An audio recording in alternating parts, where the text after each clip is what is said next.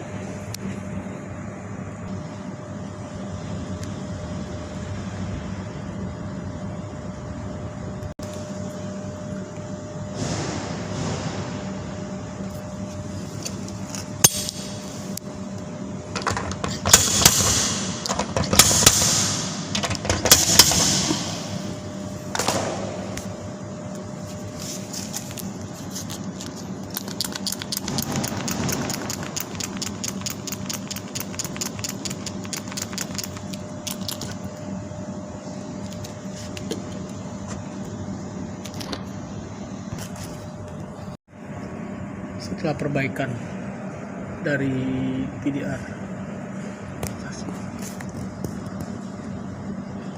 lanjut yang tadi.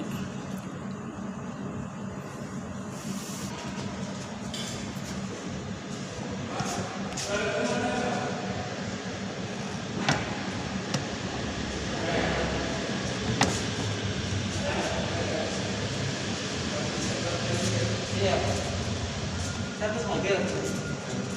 Terus nyala dulu ya. Oke, mobil sudah selesai.